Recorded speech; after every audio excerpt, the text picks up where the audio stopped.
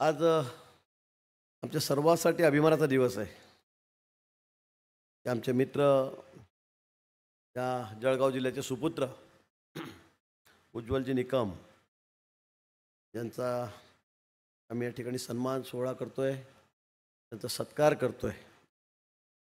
खरं म्हणजे उज्ज्वलजींचे आणि माझे अतिशय जुने संबंध आहेत। मला आमदार होऊन जाता 35 वर्ष झालीत। जवळपास त्याच्या मागे पुढे तेव्हापासूनच आमची मैत्री आहे, घट्ट मैत्री, आणि रेल्वेमध्ये ती अधिक घट्ट होते नेहमी। कारण आमचा नेहमी भेट ते शनिवार रविवार इकडे असतात, आम्ही शनिवार रविवार इकडे असतो, त्यामुळे मनमोकळा मला बोलता येतं जाताना येताना।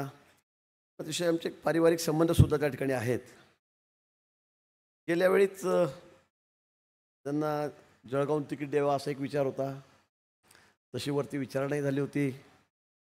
नंतर परत त्यात बदल झाला, मग मुंबईला तिकीट दिलं गेलं। खरं म्हणजे अगदी गाडी थोडक्यात चुकली।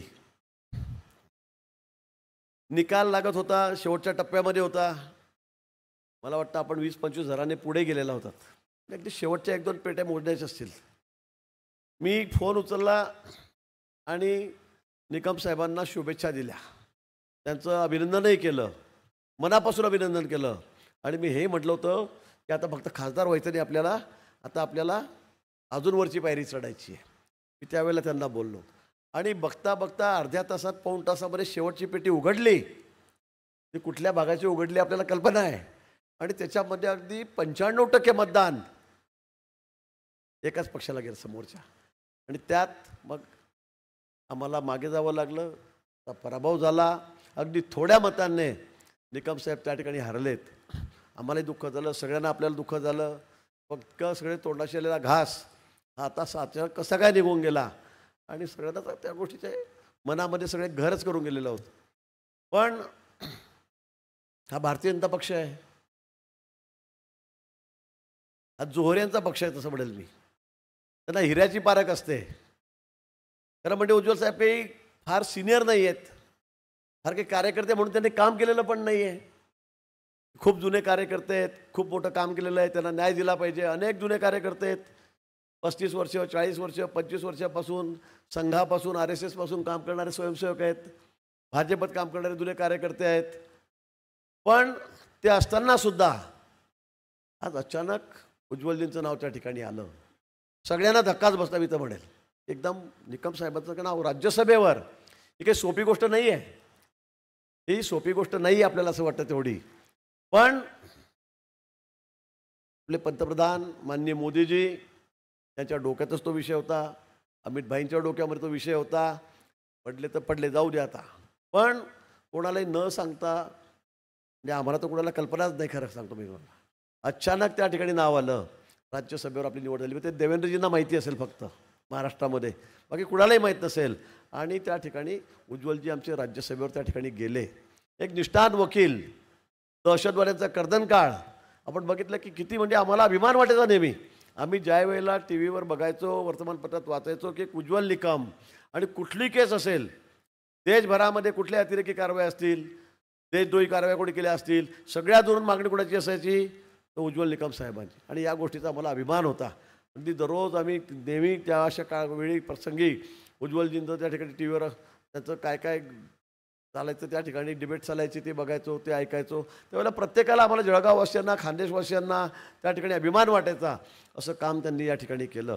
अगदी कमी वेळात मी असं म्हणेल की नावारूपाला ते त्या ठिकाणी आलेत। जिथे देशभरामध्ये ते कुठेही प्रवास करत असतील, विमानाने असतील, ट्रेनने असतील, रेल्वेने असतील, सगळे लोक त्यांच्या मागे फोटो, म्हणजे कधी कधी आम्हालाही जलसी व्हायची, साला आपण एवढे वर्ष झालं पुढारी आहोत, मंत्री आहोत, आमच्या मागे लोक कमी फिरायचे आणि त्यांच्या मागे फोटो काढायला जास्त लोक पळायचे। हे खरं त्यांचं कार्य, त्यांची सगळी बौद्धिक कौशल्य त्यांनी वापरलेलं होतं, आणि त्यामुळे सगळ्यांना ते आवडतं, सगळ्यांना वाटायचं बाबा उज्ज्वल निकम साहेबांवर आपण फोटो काढला पाहिजे। आणि खरंच असा आमचा एक मित्र, त्याला आज राज्यसभेवर या ठिकाणी तिकीट नाही म्हणणार मी, त्याचं नॉमिनेशन त्या ठिकाणी झालं। आपल्यासाठी आनंदाची, अभिमानाची गोष्ट त्या ठिकाणी आहे। आता इथे इतक्या गरमीमध्ये आपण बसलेला आहात, गरम होतंय, AC नाही आहे। मगापासून सांगितलं जात होतं, शंभू आपण सांगत होतात प्रेमापोटी, प्रेमापोटी तर आम्ही बसलोच आहेत, पण आम्ही काही म्हणते घाबरूनही बसलो आहेत। आपण बघितलं सगळे आमदार एकही गैरहजर आहे का? कोणीच गैरहजर नाही. आम्ही सगळेचे सगळे या ठिकाणी हजेरी लावून आहोत. त्याच्या मागचं कारण तेच आहेत. एकतर आधीच ते एवढे डेंजर वकील आणि त्याच्यामध्ये परत सत्ताधारी पक्षाचे खासदार, त्यामुळे घाबरावंच लागतं. आता माझं परिस्थिती इतकी खराब होती, मी आज सकाळपासून नाशिकला होतो. आज सकाळी पंढरपूर निघालो, नाशिकला आलो, 5 तास प्रवास करत नाशिकला 4-5 कार्यक्रम केले.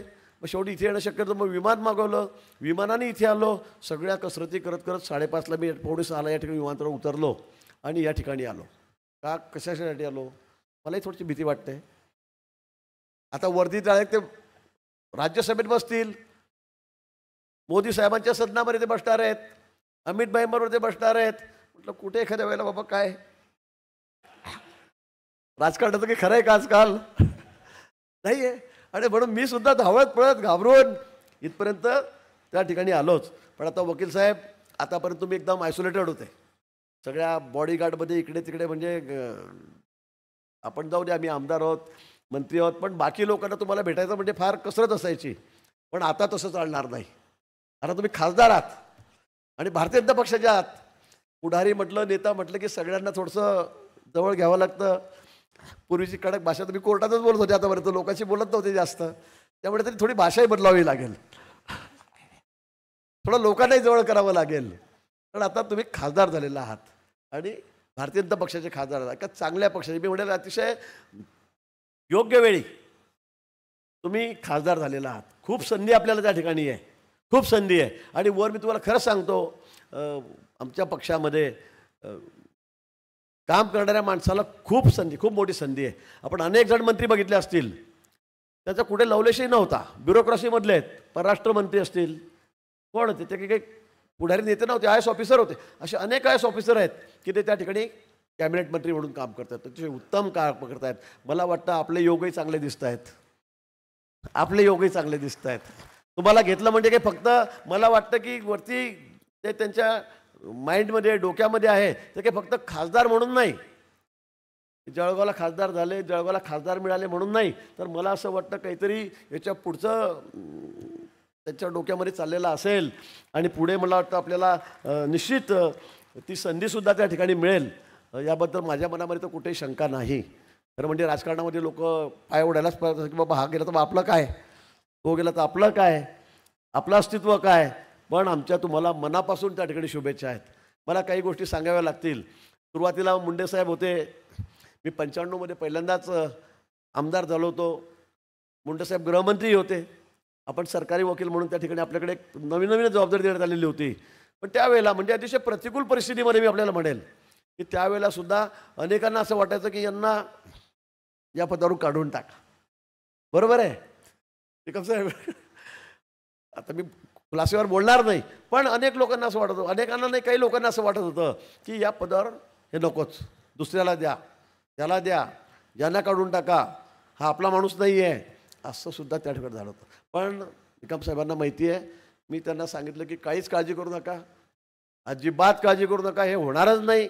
मी काय आडवा उभा पडेल समोर श्रेष्ठींसमोर, पण त्या ठिकाणी हे होणार नाही. आणि त्यावेळेला पुन्हा निकम साहेबांना संधी मिळाली, पुन्हा दुसऱ्यांदा मिळाली, तिसऱ्यांदा, पण त्यांच्या कामाच्या जोरावर. नंतर मात्र पहिल्याच त्यांना ज्यावेळेला संधी मिळाली आणि त्यांनी आपल्या कामाची चुणूक जी दाखवली, जी त्या ठिकाणी कार्यतत्परता दाखवली, जे आपलं टॅलेंट दाखवलं, त्याच्या भरोशावर, म्हणजे इथे कोणी त्यांचा आमच्या पक्षाचा कोणी राजकीय समर्थक होता का कोणी त्यांना वशिला लावणारा होता असं कोणी नव्हतं. पण आपल्या सगळ्या कामामुळे, आपल्या बुद्धीच्या जोरावर, बळावर त्यांनी हे आपलं पद त्यांनी कायम ठेवलं. त्यानंतर मग गाडीच्याही भानगडी झाल्या, गाडी द्यायची नाही, मग आम्ही गाडी पण दिली, बुलेट प्रूफ गाडीवर वाद झाले, तीसुद्धा त्या ठिकाणी द्यायला लावली. अनेक गोष्टी आहेत, पण मला सगळ्या खुलासेवर माझ्याकडे नाव घ्यायचं नाही, बोलायचं नाही. निकम साहेबांना त्या ठिकाणी माहिती आहे. पण असा प्रवास करत करत उज्ज्वलजी आज या ठिकाणी पद्मश्री झालेत. मागच्या काळामध्ये त्यांना पद्मश्री सरकारने दिलं आणि आता ते राज्यसभेचे खासदार झालेले आहेत. मला वाटतं आता आपल्याला काम करायला खूप चांगली संधी या ठिकाणी मिळालेली आहे. आता बाकी थोडे जे कामं आहेत ते थोडे आमच्या अनिकेतकडे सोपून द्या. काय सरकारी कामं असतील तर तुम्ही करणारच आहात, महत्त्वाची कामं आहेत तुम्हाला. अनिकेत आता तयार झालेला आहे, त्याच्याकडे काही त्याची जबाबदारी आपण सोपवा. आणि आपण मात्र आता पूर्ण राजकारण करायला मी म्हणेल त्याचा हा फायदा जळगाव जिल्ह्यालाही झालाच पाहिजे, महाराष्ट्राने झाला पाहिजे. आणि म्हणून आपला जास्तीत जास्त वेळ आता आमच्यासाठी द्या, पक्षासाठी द्या आणि जनतेसाठी द्या, लोकांचे प्रश्न सोडवण्यासाठी द्या. मला माहिती आहे आपण खासदार आहात, आपण आमच्यासारखं विधानसभेसारखं नाही आहे की चला प्रत्येकाच्या घरी गेलंच पाहिजे, लग्नात जा, मरणात जा, दवाखान्यात जा, असा विषय आपला नाही आहे. पण निश्चित आपल्या बुद्धिकौशल्याने जिल्ह्यासाठी जे जे काही करता येण्यासारखं असेल, जे जे मिळवण्यासारखं असेल ते आपण या ठिकाणी करावं. पण निश्चित आज या ठिकाणी आपल्या या खासदार झाल्यामुळे आपल्या जळगाव जिल्ह्याचं नाव असेल, आपल्या उत्तर महाराष्ट्राचं नाव लौकिक, याच्यामध्ये खूप मोठी भर पडलेली आहे. आपल्या पुढच्या वाटचालीसाठी मी आपल्याला मनापासून या ठिकाणी शुभेच्छा देतो आणि थांबतो. जय हिंद, जय महाराष्ट्र.